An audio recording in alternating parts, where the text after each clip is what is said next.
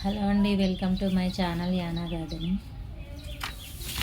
ఇవాళ మనం మన ఛానల్లో కొత్త మొక్కనైతే చూద్దాము.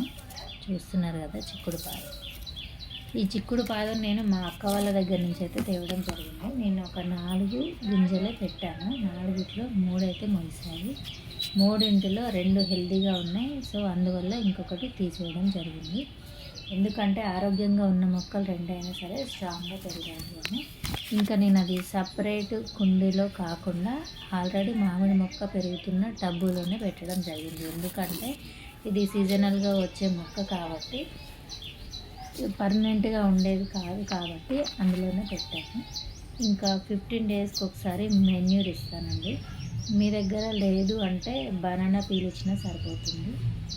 ఆ బనానా పీల్ అనేది చాలా ఆరోగ్యకరమైనది. మెన్యూర్ లేని వారు బనానా పీల్తో అయినా ఈ పాదులని ఏ మొక్కలనైనా పెంచవచ్చు. ఎందుకంటే ప్రతి ఒక్కరికి దొరుకుతుంది. అది మెన్యూర్ అనేది అందరికీ దొరికే అవకాశం లేకపోయి ఉండొచ్చు. సో ఇంకా ఎక్కువ ఎండలో ఉండాలి. డైలీ 1 టైం వాటర్ ఇవ్వాలి. చూస్తున్నారుగా 2 పాదులు ఉన్నాయి. 2 పాదులు కూడా చక్కగా పెరిగినాయి. ఇంకా ఎలాంటి పెస్ట్ అయితే ఇప్పటివరకు రాలేదండి. అలా రాలేదు కాబట్టి అంటే లేదంటే వచ్చిన పూత అనేది రాలిపోతుందండి. ఆ పూత రాలిపోయిన తర్వాత కాయ అనేది వచ్చే అవకాశం ఉండదు కాబట్టి అలాంటి ప్రాబ్లం అయితే ఇప్పటి వరకు రాలేదండి. చూస్తున్నారుగా చాలా చక్కగా అయితే పెరిగినాయి. కాయ కూడా ఇంకా నాటు రకానికి చెందింది కాబట్టి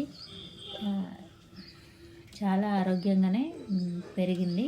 కాయలు కూడా చక్కగా వచ్చాయి. అందరూ జూన్ జూలై మాసంలో పెడుతూ ఉంటారు సహజంగా ఏ పాదులైనా.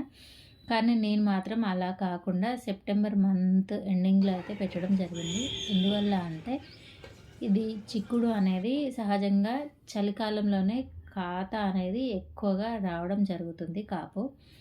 అందువల్ల నేను కొంచెం లేటుగా పెట్టాను.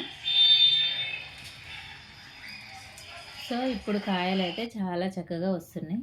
ఇప్పుడు చూడండి మీరు, ఇది పాదు మీదనే ఎండింది చిక్కుడు కాయ. సో ఇది మనం నెక్స్ట్ సారి మనం సీడ్ పెట్టినా కూడా కాయ కాపు అనేది చక్కగా వస్తుంది. ఎందువల్ల అంటే ఇది ఆల్రెడీ మన గార్డెన్లోనే కాసిన కాపు ద్వారా వచ్చిన సీడ్ కాబట్టి. చూస్తున్నారుగా, చెట్టు మీదనే ఎండింది. శబ్దం కూడా చాలా చక్కగా వచ్చింది సౌండ్. ఎండిన గింజలకి అలా శబ్దం అనేది రావడం జరుగుతుంది. సో మన ఎన్విరాన్మెంట్, మన గార్డెన్ వాతావరణంలో పెరిగిన మొక్క కాబట్టి నెక్స్ట్ టైం ఎలాంటి ప్రాబ్లం అనేది ఫేస్ చేయకుండా ఈజీగా ఈ ఎన్విరాన్మెంట్లో ఆ మొక్క అనేది పెరగడం జరుగుతుంది. సో ఇలా మనం ప్రతిసారి కొత్త సీడ్ అనేది తెచ్చుకోకుండా మన గార్డెన్లో కాసిన వాటిని మొక్కల మీదనే ఎండితే చాలా బెటర్గా ఉంటుందండి. అలా ఎండిన వాటినే నెక్స్ట్ సీజన్లో కూడా మనం వాడచ్చు. చూస్తున్నారు కదా. ఇంకా ఇది వీడియోని చివరి వరకు చూడగలరు. మీకు నచ్చితే ఒక లైక్ అయితే ఇవ్వండి. మేము చాలా వరకు జెన్యూన్గానే చేస్తున్నామండి. ప్రతి వీడియోని చాలా జెన్యూన్గానే చేస్తున్నాము. టెర్రస్ గార్డెన్లో చిన్న ప్లేస్లో అయినా సరే మొక్కలు పెంచాలి అన్న కోరిక మనలో ఉంటే మాత్రం ఖచ్చితంగా అది సాధ్యం అవుతుందండి. ఎందుకంటే మన కోరిక అనేది ఎంత బలంగా ఉంటే ప్రతిఫలం కూడా అంతే బాగా వస్తుంది. మీకు తెలుసు కదా, చూస్తున్నారు కదా. కొన్ని వచ్చినా సరే అండి, మన ఇంట్లో మనం ఆర్గానిక్గా పండించుకున్నవి ఆరోగ్యానికి చాలా మంచిది. టేస్ట్ కూడా చాలా బాగుంటుంది. చూస్తున్నారుగా, ఎలాంటి పుచ్చులు అయితే లేవండి. మొక్కకు లేదు, అలానే ఈ చిక్కుడి కాయలకు కూడా లేదు. చూస్తున్నారు కదా, లైట్గా ఆనియన్ కలర్లో అయితే ఉందండి. గ్రీన్ అండ్ ఆనియన్ కలర్లో అయితే ఉన్నాయి కాయలు. ఫస్ట్ హార్వెస్ట్ అండి ఇది చిక్కుడుకాయ. ఇంకా పాదు కూడా చాలా ఆరోగ్యంగానే ఉంది.